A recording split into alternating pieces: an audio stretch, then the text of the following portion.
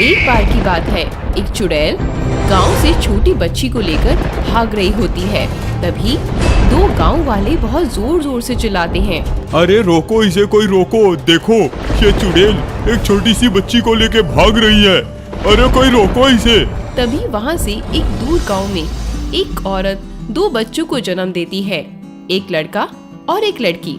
जब उसका पिता उन दोनों बच्चों को देखता है तो लड़की को देखकर तो बहुत खुश होता है, लेकिन लड़की को देखकर कहता है, अरे मेरी किस्मत तो फूट ही गई, ये नास पीटी लड़की मेरे घर में कहाँ से पैदा हो गई। अब कौन इसको बड़ा करेगा, कौन इसकी शादी का खर्चा करेगा।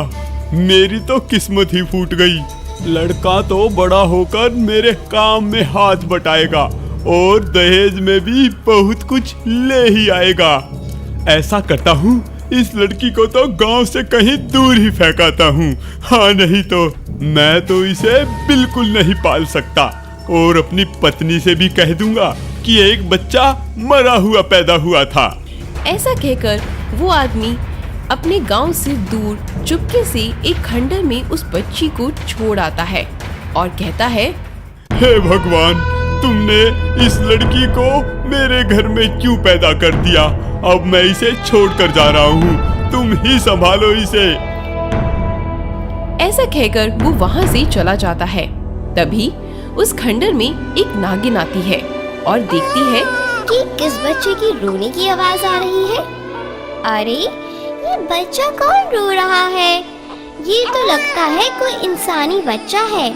रुको, जाकर देखना ही पड़ेगा मुझे, आखिरकार ये माजरा क्या है। तभी वो नागिन जैसे ही देखती है उस खंडर में तो इंसान की छोटी सी बच्ची वहाँ पर रो रही होती है जोर जोर से। तब नागिन उसे देखकर कहती है, अरे ये इंसान कितने जुल्मी है, इतनी छोटी मासूम बच्ची को यहाँ छोड़ के चला गया। जरा सा भी तरस नहीं आया इसके माँ बाप को। कैसा जमाना आ गया है भला। वो नागिन उसको चुप कराने के लिए बहुत अपनी शक्तियों का इस्तेमाल करती है, लेकिन वो बच्ची बिल्कुल भी चुप नहीं होती। तब उस नागिन को एक सुझाव आता है। वो अपने जादू से एक दूध की बोतल फटाफट से उस बच्ची के मुंह में लगा देती है और बच्ची का रोना बंद हो जाता है। तभी वहाँ पर दो चुड़ैल आ जाती हैं और कहती हैं, अरे इंसानी बच्चा, इसको तो मैं ही खाऊंगी और खाकर बिल्कुल जवान हो जाऊंगी। लाओ नागिन, तुम इसे मुझे दे दो, ये मेरी खुराक है, तुम इसे नहीं ले सकती। नहीं, इसका कोई माँ बाप नहीं है और अब से ये मेरी बेटी रहेगी। मैं इसे किसी को नहीं दूंगी, पाल पोस कर बड़ा करूंगी, अच्छे स्कूल भेजूंगी। नागिन और चुड़ैलों में भयंकर युद्ध हो जाता है और नागिन अपनी जादुई शक्ति से उन दोनों चुड़ैलों को वहाँ से मारकर भगा देती है। इसके बाद वो नागिन उस छोटी सी बच्ची को लेकर धरती लोक की तरफ ले जाती है और वहाँ पर एक बड़ा सा घर लेकर अपना वेश बदलकर उसका पालन पोषण करना शुरू कर देती है। जैसे ही वो लड़की बड़ी हो जाती है तो वो उसको स्कूल भेजती है आगे की पढ़ाई के लिए। वहीं दूसरी तरफ उस लड़की का पिता बहुत समय से खेतों में खेती करता रहता है, लेकिन उस बंजर जमीन पर एक भी अन्न का दाना उगता ही नहीं है।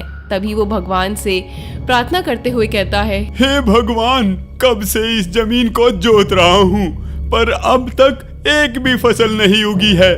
और दूसरी तरफ मेरा बेटा मेरी किसी काम में मदद नहीं करता। मेरे से बहुत बड़ी भूल हो गई थी जो मैंने अपनी बच्ची को फेंक दिया। वहीं दूसरी ओर वो स्कूल में पढ़ाई में सबसे अव्वल होती है और पूरे गांव में उसकी चर्चा होने लग जाती है। सारे गांव वाले आपस में कहते हैं, अरे भाई सुनते हो, उस लड़की ने तो हमारे गांव का नाम दूसरे शहरों तक में रोशन कर दिया है।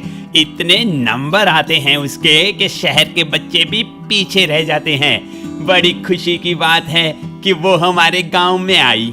तभी अगले दिन वो बच्ची अपनी नागिन माँ के साथ कहीं जा रही होती है। तभी दूर से चुड़ैल उसको देख लेती है और कहती है, इन दोनों माँ बेटी को तो मुझे अलग करना ही पड़ेगा। जब ये अलग होंगी तभी इस लड़की को खाकर मैं जवान हो पाऊंगी। इसकी तरकीब मुझे सोचनी ही पड़ेगी।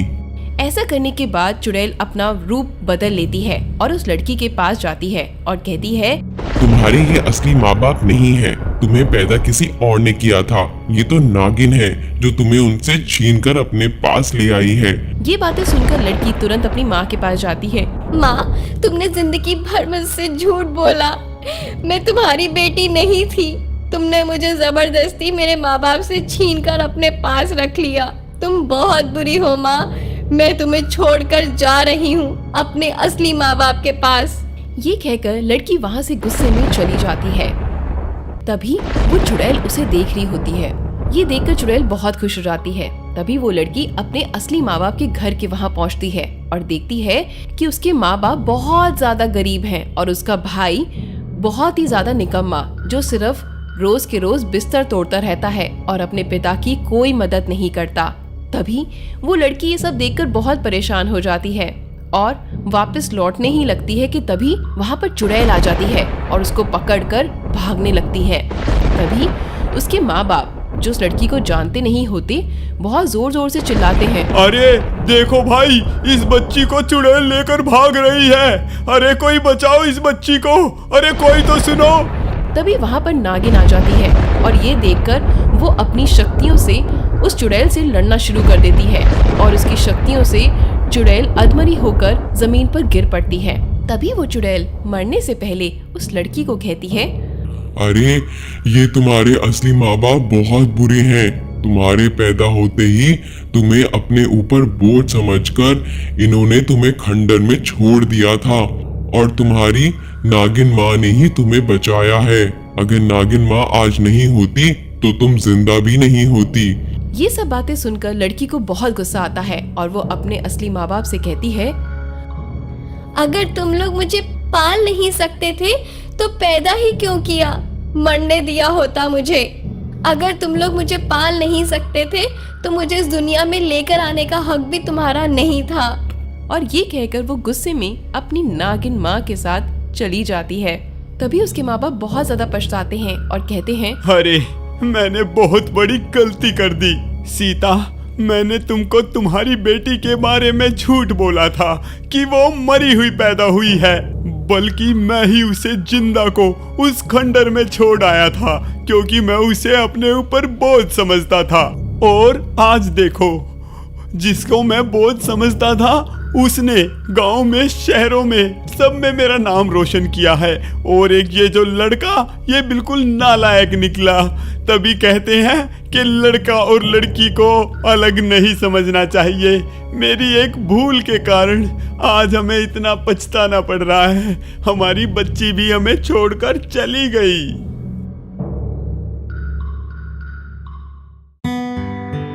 रामपुर नाम के गांव में एक घीसाराम नाम का कपटी और छलिया आदमी रहता था।